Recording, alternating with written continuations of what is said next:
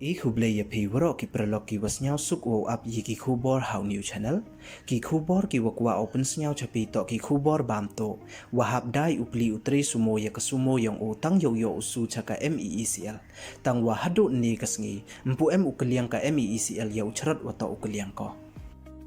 te chewon lai ka poisa ka wadasu uchaka MEECL wei uti uchrot to wa M1 te ton up iya gani ka khubor hadu wakut khanang wa yo tip iya wasakhet te chwa wos dang ichi ki khubor ladam pu emu depyu subscribe your new channel snya bha yi subscribe wei ngat how to bell wa M2 khanang wa yo teng cho cho phi yo yi ki khubor wa thame te yo krum de pun slam ton dang ichi ki khubor nin kasngi ka arpawi terik ubna wanyaw arhaja arpaw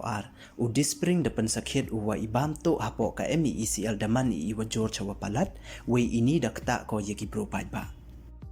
nei liang u dispring dakhana uchaki wapatai khubor wa ka MEECL mem uchim khia ko wo kliang ya uwi uchrot boarding wa em hakachnong lai mer hadu ne kasngi ka arpaw terik ubna wanyaw arhaja arpaw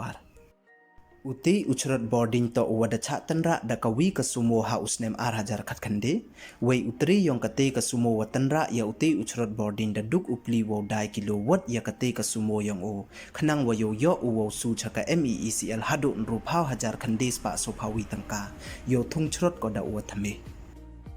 Udi spring da kali ule ya kachnat MEECL wa chaiwan bo ko ya kate ka poisa ka wadasu uchaka palan nru phau hajar tangka nei bha hadu ne kasngim puem uwan kaliang ko ya uti uchrot wada cha tanra hakasumo Weida ong ule wa chubu madai jia wapat uti uchrot te kamon ujia yi I uwan ra yiki jingjia wa ma wa ki jingjia wasnyausi